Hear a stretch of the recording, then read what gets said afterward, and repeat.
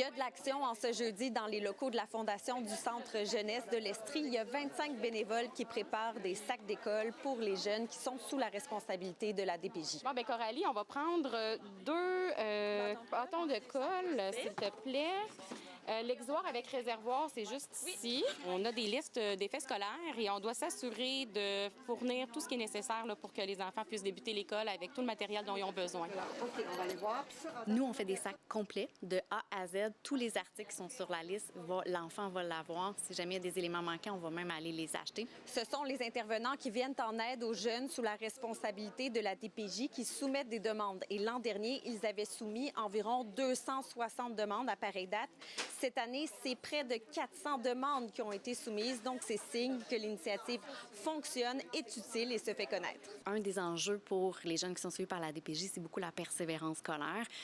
C'est sûr, quand tu as la tête pleine, tu es peut-être en situation de vulnérabilité, peut-être de négligence ou d'autres problématiques.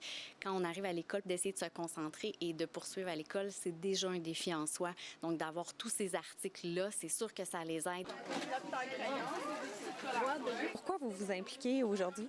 Bien, c'est sûr que je trouve que c'est une belle cause. Moi, j'ai eu la chance d'avoir une belle famille, tout ça. J'ai eu bien l'encadrement. Fait que j'ai été élevée dans la ouate, comme on dit, mais c'est pas tous les jeunes qui ont cette chance-là. À 14 ans, Alexia Fortin a décidé de s'impliquer pour une deuxième année consécutive. Je vais être ici pour la journée. J'en ai fait aussi l'année dernière, puis j'ai vraiment aimé ça. C'est ce qui m'amène à revenir aujourd'hui. Qu'est-ce que tu as aimé l'an dernier? Moi, je pense que juste le plaisir de pouvoir savoir que je vais faire une différence dans la vie d'enfants comme ça en début d'année scolaire, je pense que ça m'a vraiment fait le plaisir. Les sacs d'école sont financés en partie par des citoyens qui décident de parrainer un enfant en remettant 100 $.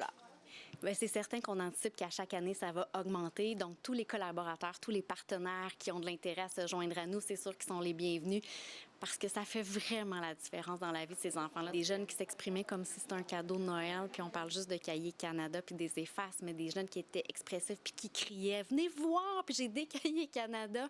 Quand tous les sacs seront prêts comme celui-ci, ils seront livrés un peu partout en Estrie. La livraison est prévue dès la semaine prochaine. Ici Alexandra Duchesne, Radio-Canada, Sherbrooke.